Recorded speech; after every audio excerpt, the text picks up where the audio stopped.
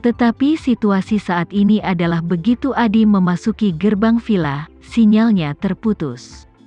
Itu semua karena kemungkinan juga pihak lain baru saja memasuki ruangan dan kehilangan sinyal satelit, dan ponsel juga kehilangan sinyal untuk sementara. Namun, Ariana telah berada di luar ruangan sepanjang waktu, bahkan tanpa bergerak. Dan sinyalnya juga berakhir pada saat yang sama, yang jelas tidak benar. Gelisah Ariana menduga bahwa sinyal mungkin telah dirusak oleh helikopter di langit, tapi dia sama sekali tidak berdaya melawan helikopter di ketinggian 1000 meter. Dia juga memikirkan apakah akan meninggalkan tempat itu secepat mungkin, lari dari jangkauan gangguan helikopter sebanyak mungkin, lalu laporkan kepada Lord. Tapi ketika dia mengira Adi mungkin telah jatuh ke dalam perangkap orang lain, jika dia pergi saat ini, jika Lord mengira dia melarikan diri, akan sulit untuk dijelaskan. Justru karena inilah dia menunggu sampai sekarang. Pada saat ini, melihat Adi mengejar pria berbaju hitam dan semakin dekat dengannya, dia tidak dapat menahan diri untuk tidak berpikir, aku tidak dapat menghubungi Lord sekarang, dan aku tidak tahu kekuatan pria berbaju hitam itu, jadi aku tidak bisa berakting. Jika aku buru-buru membantu Adi, sepertinya aku hanya bisa diam-diam mengikuti dalam kegelapan dan menunggu dan melihat apa yang terjadi. Pada saat ini, Tama berlari sepanjang jalan, memimpin Adi berpacu menuju pegunungan. Kecepatan keduanya sangat cepat, bahkan di perbukitan dengan pepohonan lebat dan medan bergelombang, mereka bisa berjalan secepat mereka berjalan di tanah datar. Saat ini, Adi telah mengerahkan seluruh kekuatannya, menggigit Tama erat-erat, dan saat berlari, dia harus membuka matanya lebar-lebar dan berkonsentrasi untuk menghindari pepohonan dan bebatuan di sekitarnya di bawah kakinya, dan berlari sejauh 1 atau 2 kilometer saat itu, seluruh orang panik. Namun, meski sudah berusaha sebaik mungkin, Tama selalu menjaga jarak yang stabil dan aman darinya. Jarak ini membuat Adi sangat tertekan. Dia hanya bisa mengejar Tama, tapi dia tidak bisa mengambil kesempatan untuk menyerangnya.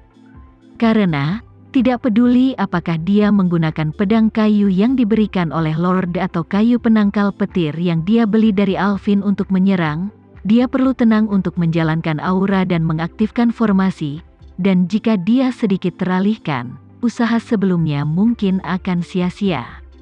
Karena itu, adalah mungkin untuk bertarung sambil berjalan, dan meski lebih sulit bertarung sambil berlari, bukan tidak mungkin. Tapi jika kau membayangkan dirimu seperti ini sekarang, sambil berlarian di pegunungan seperti monyet, mengerahkan semua kekuatanmu, dan pada saat yang sama berkonsentrasi mengorbankan senjata sihir untuk merapal mantra. Ini akan sesulit surga bagi Adi. Melihat Tama bergegas menuju pegunungan, Adi tahu bahwa Tama ingin membawanya ke tempat di mana tidak ada orang lain, dan kemudian melawannya sampai mati, tapi dia tidak punya pilihan lain saat ini, jadi dia hanya bisa mengejarnya sampai akhir. Tama langsung membawa Adi ke lembah tak berpenghuni 3 atau 4 kilometer jauhnya. Itu juga tidak berpenghuni, jadi meski gerakannya lebih keras, tidak perlu khawatir menarik perhatian dunia luar. Ketika Tama bergegas ke tengah lembah, dia tiba-tiba berhenti, tiba-tiba berbalik, menatap Adi yang mendekat, dan berkata dengan dingin, "Kau orang tua punya kekuatan fisik yang bagus." Adi berdiri diam pada jarak sekitar 20 meter dari Tama, menatap wajah Tama melalui cahaya bulan yang berbintik-bintik, dan berkata sambil tersenyum menyeringai, "Aku tidak pernah menyangka putra cahya Renza akan mati hanya dalam 20 tahun. Kuasai auranya. Sepertinya Lord menebaknya dengan benar, orang tuamu yang berumur pendek benar-benar menemukan rahasia umur panjang." Tama sedikit mengernyit, dan bertanya, "Menurutmu orang tuaku juga mengerti aura?" Adi tertegun sejenak, lalu tertawa dan berkata, "Sepertinya orang tuamu meninggal terlalu dini, dan mereka tidak punya waktu untuk memberitahumu banyak hal." Saat itu, Mereka memasuki tanah umur panjang dan menghilangkan rahasia umur panjang. Aku menyadari bahwa beruntungku membunuh mereka berdua lebih awal. Kalau tidak, jika mereka diberikan beberapa dekade lagi, bahkan mungkin Lord tidak akan menjadi lawan cahaya Renza. Tama ketakutan di dalam hatinya.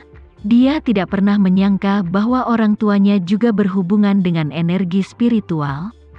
Pada saat ini, seringai muncul di sudut mulut Adi, dan dia berkata, benar-benar kebahagiaan ganda hari ini. Karena kamu telah menguasai energi spiritual, kamu pasti mendapatkan rahasia umur panjang yang ditinggalkan oleh orang tuamu. Jika kamu tidak ingin mati dalam kesakitan, kamu dapat mengirim isyana ke kematian. Serahkan cincinmu bersama dengan rahasia umur panjang.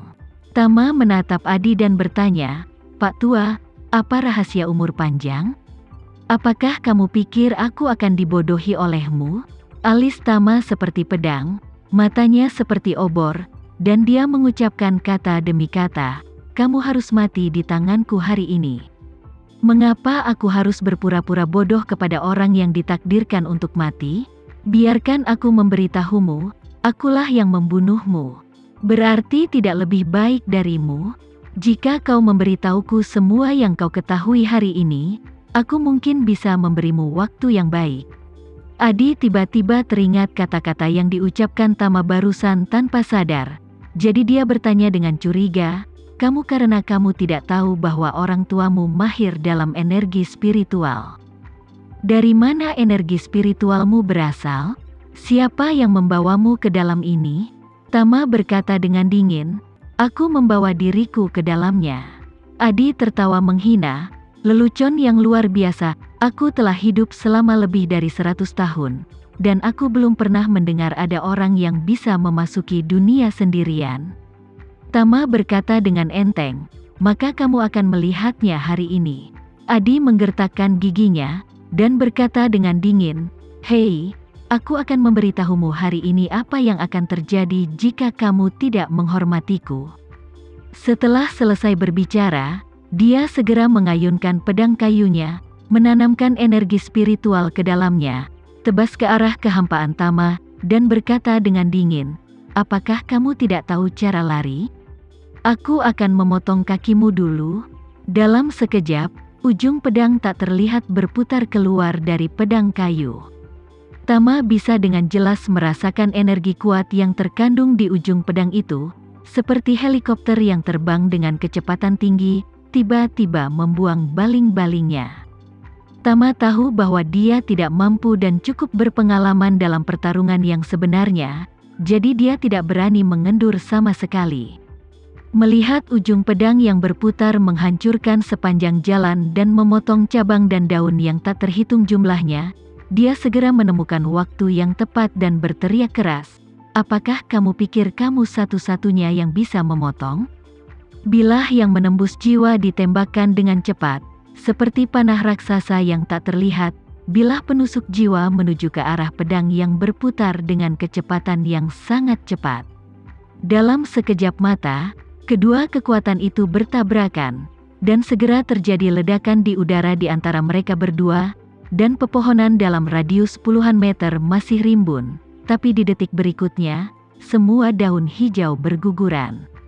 Kekuatan tumbukan yang sangat besar bahkan membuat Tama dan Adi mundur beberapa langkah tak terkendali. Ekspresi Adi tiba-tiba menjadi ngeri. Bahkan Ariana, yang menonton secara diam-diam dari kejauhan, terlalu kaget untuk menambahkan apapun. Adi menatap Tama dengan tercengang, dan berseru, kamu punya senjata ajaib? Tama mencibir, merentangkan telapak tangannya untuk memperlihatkan pedangnya yang menusuk jiwa, dan berkata dengan nada menghina, apa? Bagaimana menurutmu, hanya kamu yang layak memiliki senjata ajaib? Adi sangat tertekan saat ini. Seperti kata pepatah, jika kau membandingkan orang, kau akan mati. Jika kau membandingkan barang, kau akan membuangnya. Sebelum dia datang ke Jakarta, dia hanya memiliki senjata ajaib di sekujur tubuhnya, yang dipinjamkan kepadaku oleh Lord untuk menjalankan misi. Tapi pemuda di depannya, yang berusia kurang dari 30 tahun, tidak hanya menguasai energi spiritual dalam 20 tahun terakhir, namun meski memiliki senjata sakti yang tidak kalah dengan pedang kayu di tangannya, yang segera membuatnya merasa sangat tidak puas.